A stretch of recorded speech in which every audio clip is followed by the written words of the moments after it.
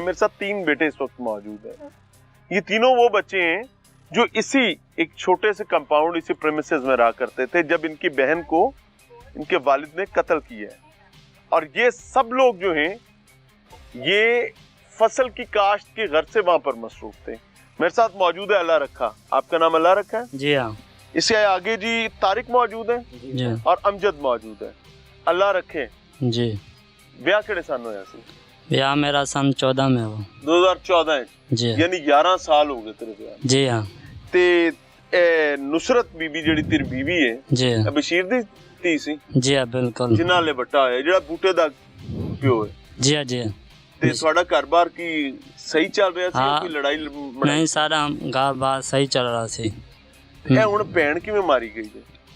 बहन सही, जरा बूटा सही, मेरा बहनोई और नशाई आदमी थी। हमारी बहन को कोट मार से हमारे घर पहुँचा वेंदा, कुटेंदा मरेंदा, पुछेंदा, ज़्यादती करेंदा, नशे की हालत में उनको बहुत जलील करेंदा, उनको परेशानी देंदा। सारी हमशीरा इन फसल में 10 मन दाने कमाती है, उसने सारे नशे में बेच कर नशा कर दिया है, खा गया है। गल नूं समझण दी कोशिश कर ला रखे। जी जी। बूटा नशई है, जी आपदी बीवी यानी तुहाडी भैन नूं मारदा पिटदा है, जी यानी तुहाडी भैन मजलूम है। जी तुहाडे प्यो नूं ते तुहाडी भैन दा सहारा बनना चाहिदा सी जी। ते तेरे प्यो नहीं भैन भी को सट्टी तुहाडी, जी तुहाडे भणेजे भणेजे भी को सट्टे, जी। यानी आपदी धी भी ते आपदे दोतरे भी। जी ए की ओदी गल हुई? यो जी गल से भी जरा मेरा बुढ़ा दमाद से ना, मेरा अब्बू नूं बहुत ही परेशान। बनोई ना जी हाँ बूटा? जी हाँ। हाँ बहुत ही परेशान करता सी। अच्छा जी। नशे की हालत में सारे अब्बू दे अगू, सारी फुफो दे अगू जाना सी। जी हाँ। ये वो कर ये कहता सी कि ये मोहम्मद बूटे का कभी भी खत्म नहीं होता। मामे नू सौरे नू कह रहे हैं? जी हाँ जी हाँ, ये कह रहा है। इधर मुंह दे नेड़े रखना। की हाल है? ठीक हो? जी शुक्र अल्लाह दा। आप सुनाओ। की वारिस ते थोड़ी कोई गल असर बात कोई नहीं सी? नहीं सर, कोई बात नहीं ऐसी हुई। नहीं अब्बा थोड़ी कोई सुनदा गुनदा सी कि कोई नहीं? जी वैसे काम शाम का कोई कहते थे तो वो सुन लेता था, बाकी ऐसी कोई बात नहीं हमारे साथ करता था। पता सी कि घर की चल रहा है? नहीं कोई पता नहीं सर। क्यों थोड़ी आंखें बंद होंगी सन? सर जी हम तो काम पे चला जाते थे, पहले भी तुम घर आता था, हमशीरा कली घर रहती थी। हाँ। ऐसी कोई बात भी नहीं हुई पहले। हाँ। वारिस भी घर ही होंदा सी? जी हमारे साथ काम भी करता था, कभी कभी घर भी चक्कर लगाता था। प्यो ने आपदी धी नू ते आपदे नवासियां नू क्यों मारिया? सर जी वो बूटा जो था ना वो तंग करता था, इसलिए शायद उसके जहन में आई हो। तंग करदा है दामाद धी नू जी ते बजाय दामाद दे धी दा बेड़ा चुक देता है। बूटा तंग करदा है ना? जी ते ए ते सख्त सुस्त बूटे ना करन वाली गल सी। क्यों भाई बंदे दा पुत्र बन की कर रहे हैं? जी ओने धी चुक मारी जी। बूटे ने बहुत समझाया से पहले, बूटा फिर पुलिस लेके आ गए। फिर जब हम घर नहीं होते थे, काम पे होते थे तो दीवार टाप के अंदर आ जाता था। बस ये बनी लाख के उन्होंने कहा है कि भाई या तो बेटी अपनी टोर दो या तुम बूटे का बंदोबस्त करो। ये भी आज ये दीवारें टप रहा है, कल कोई और आ जाए फिर शायद यही बात हमारे अब्बू ने सोची हो, फिर हमें नहीं पता इस बात का भी। उन्हें तीस गलों मार दी कि इंदा साईं आंदा है घर जी तो इंदा मिल के टुर जांदा है, मुलाकात करता है जी ते ती मार दो। घर नहीं इसनों लैके जाते, इत्थे आके जो कुछ करता सी उन्हें मारता सी, कुटता सी, सानू नहीं पता इस गल दा। असीं काम दे हुंदे सी।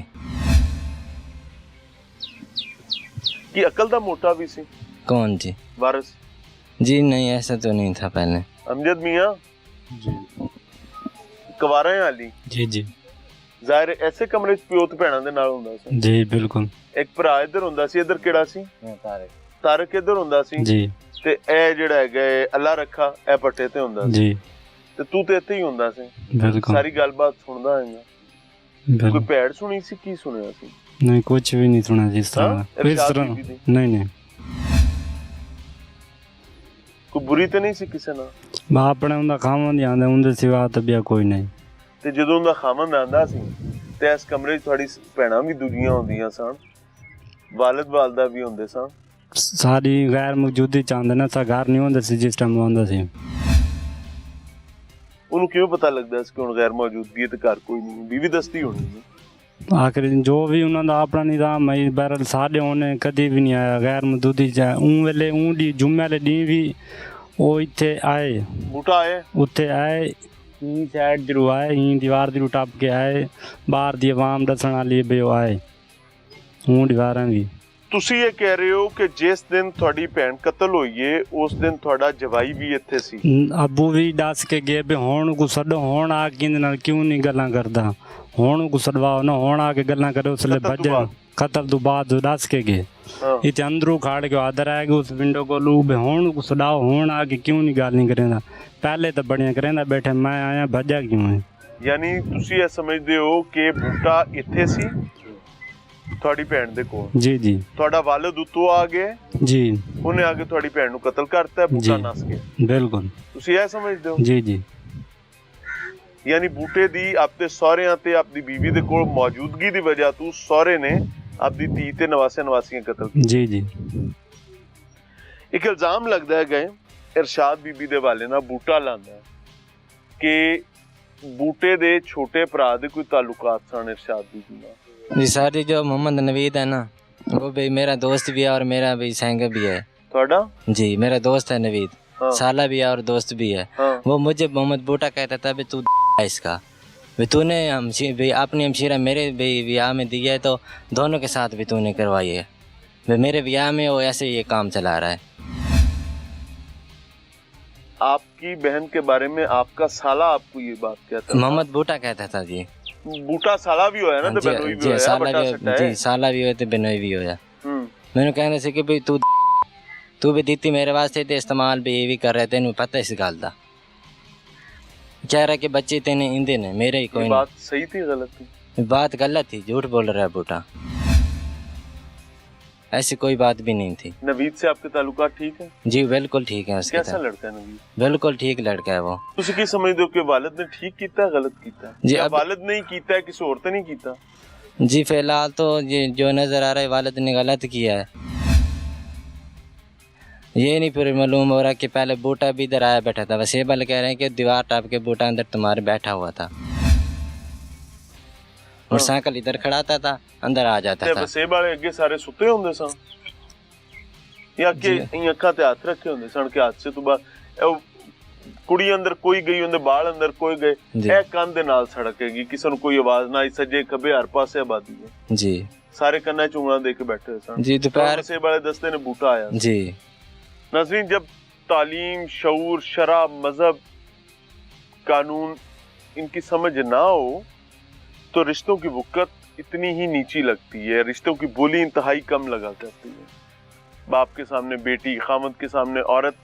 आपने एक लैंग्वेज सुनी होगी कि इस्तेमाल दी तुम्हारे लिए थी, इस्तेमाल वो करता है, यानी here you can think and you can understand that a lady is a commodity.